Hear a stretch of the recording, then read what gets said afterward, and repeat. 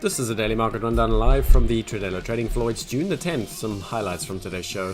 The markets are waiting for the conclusion of the US-China talks. The VIX term structure signals key risk events, and the risk markets are at the risk of a washout.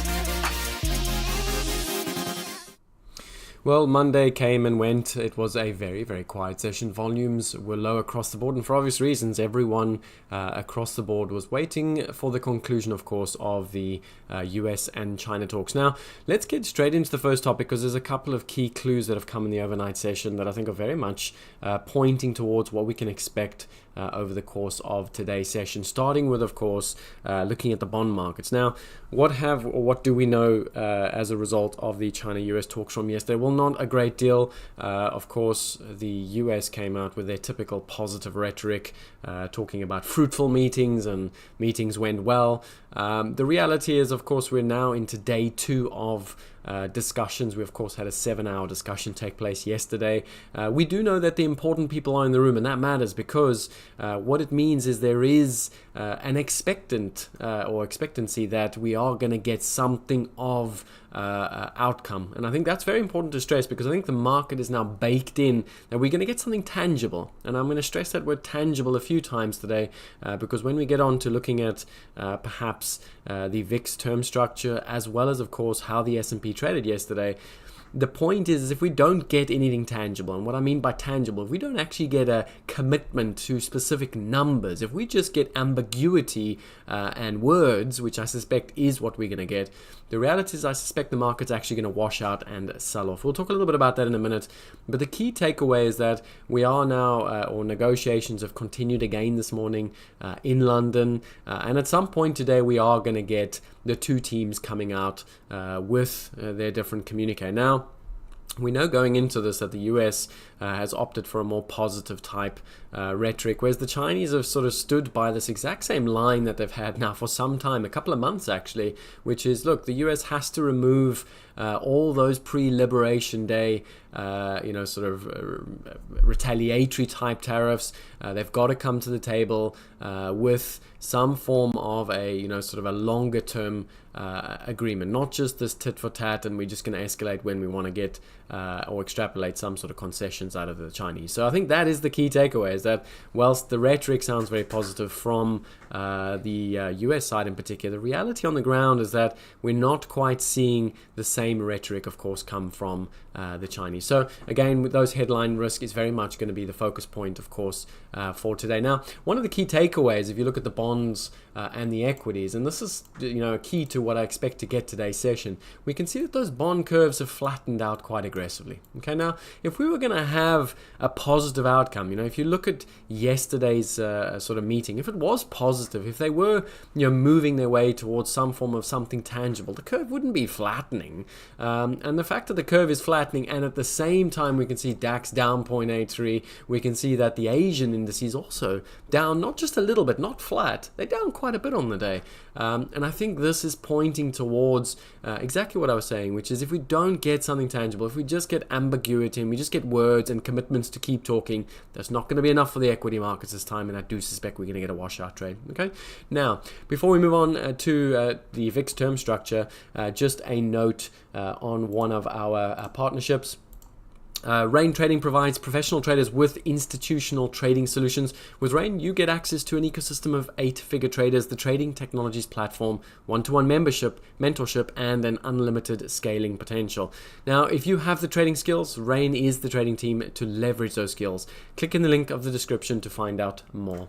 Now, let's get on to our next topic for today, and that's very much about that VIX term structure, and let's have a look at what it's done. Now, of course, coming into yesterday, there was not much expected. There was, of course, quite a subdued VIX, but we can see that little bit of a kink which comes and sort of takes place towards Wednesday, Thursday. Why? Well, because Wednesday we of course get the US CPI data, as well as Thursday we get the key data perhaps for the week, or the key event perhaps for this week, which is the 30-year auction out of the US. Okay, now there's going to be a lot of eyes on both those data points.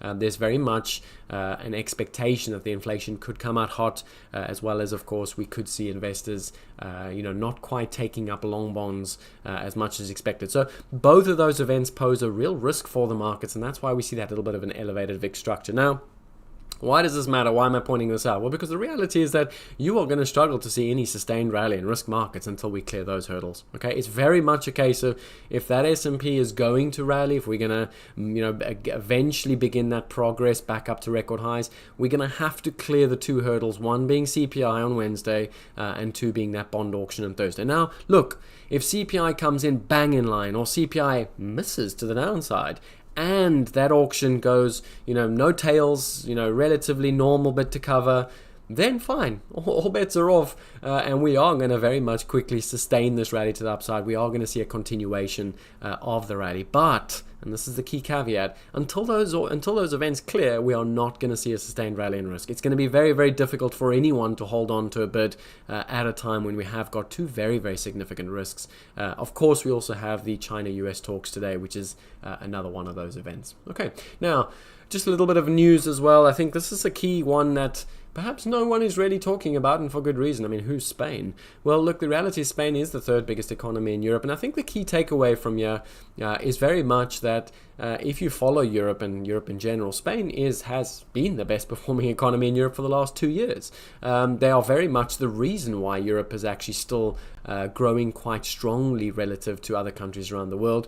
And the result is that the Spanish central bank has actually come out and revised down their growth forecast. Now, think of this as a way when the leading economy, when the strongest economy is now starting to show signs of maybe not weakness, that's probably the wrong word, but at least a little bit of a slowdown. Okay, imagine what the likes of Germany are doing. Okay, a country that's been in a recession for the last 2 years. Imagine what the likes of the French are doing, a country that's barely growing. Okay, the point is that when the strongest is now revising down their growth, imagine what the weakest look like. Okay, the point is that the ECB is going to have to confront this risk.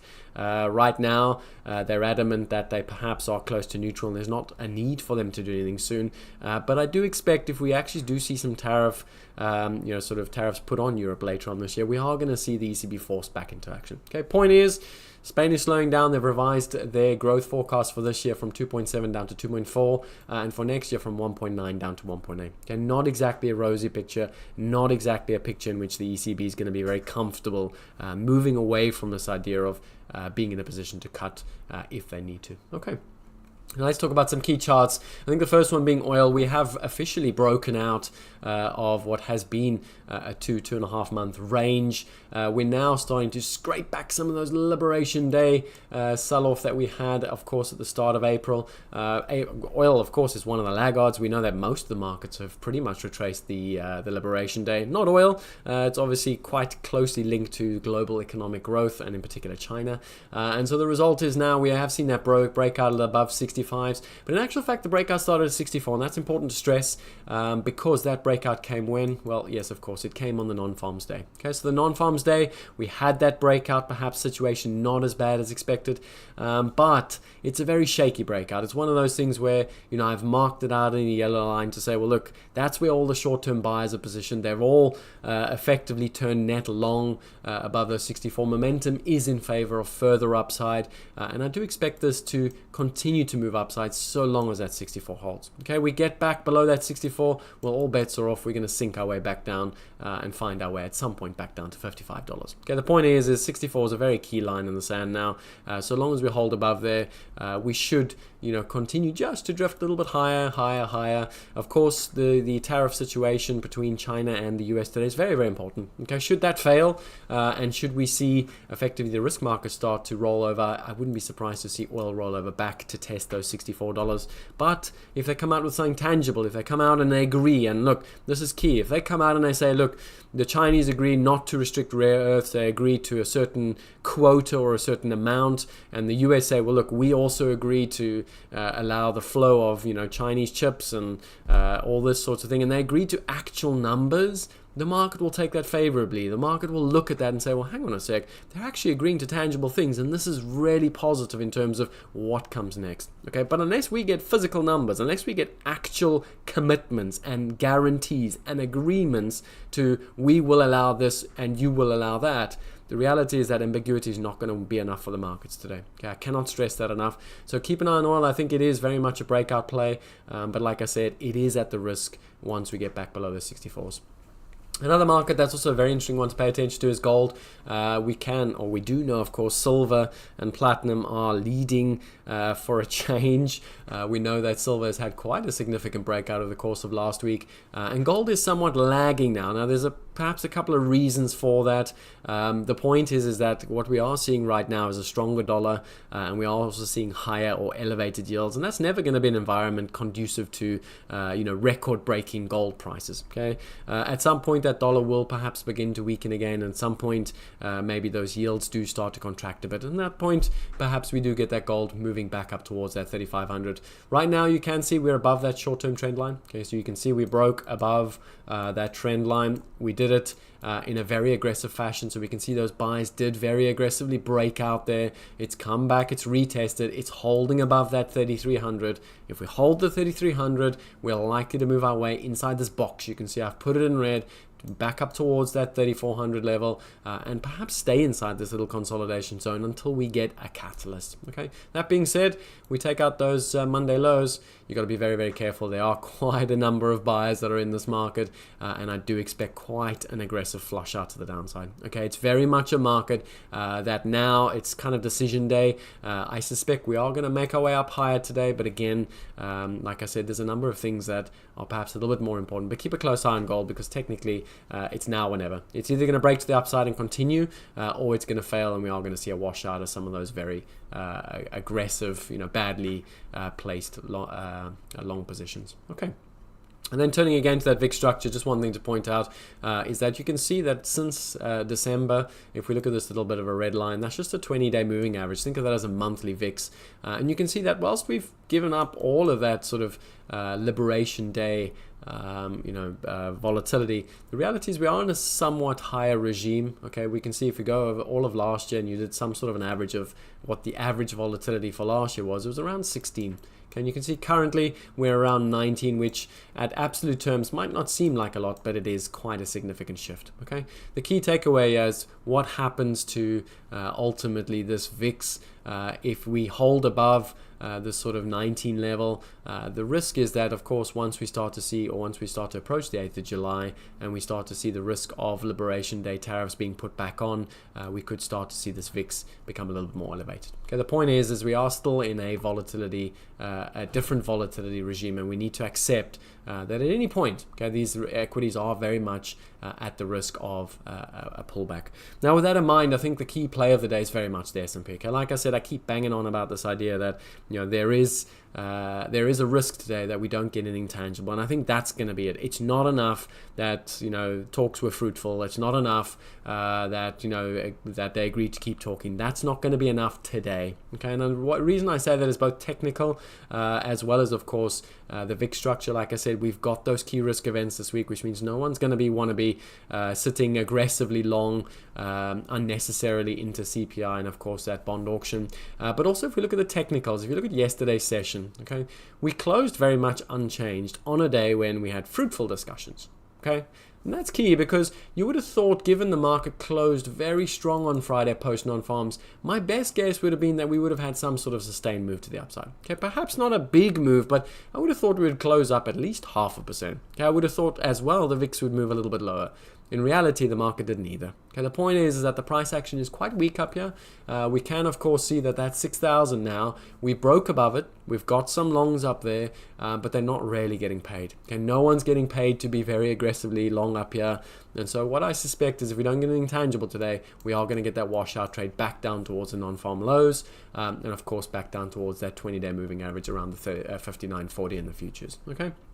Keep an eye on that. Like I said, I think the market's going to very much want to be flat or square moving into that CPI data, as well as, of course, the Thursday auction. So keep an eye on that. Nothing tangible. I do expect the S&P is going to trade a little bit lower today and perhaps test the non-farms low. with that in mind, let's just talk a little bit about some of the expectations. We do know that those meetings in London have now finally begun at 10:45 London time. Again, how long that goes on for, we don't know. It's very much a case of, it could be a couple of hours, it could be the entire day. We just don't know. Okay, I think some of the things to pay attention to, if it's a short meeting, right, I think that could be taken as quite negatively. Why? Well, they did 7 hours yesterday, they've come back for another day. Why would they only ultimately have an hour or so? So keep an eye on that. I think if anything comes out now in the next, if that meeting was to end prematurely, I suspect the markets will look at that as, well, hang on a sec, they decided to go and sleep on it. Clearly it wasn't sufficient, and they still disagree on key things, and that might not be enough for the market. I think if it's a long meeting, I think if it's one of those things that draws out again, like yesterday, like we go into late London afternoon, well, again, how does that play out? How does the market perceive that? Like I keep banging on, it's going to be about tangibles today. It's not going to be about rhetoric. It's not going to be about fruitful. It's not going to be about anything other than, do we agree on certain terms, on certain numbers, or not? Okay, you get that agreement, it's going to be positive. You don't get that agreement, it's not going to be taken positively, and that S&P is the trade of the day to the downside. With that in mind, if there are any other questions, do post them in the Discord channel. Do, of course, leave your comments in the comment section. Don't forget to like and subscribe. Otherwise, good luck out there, manage the risk, go make some money.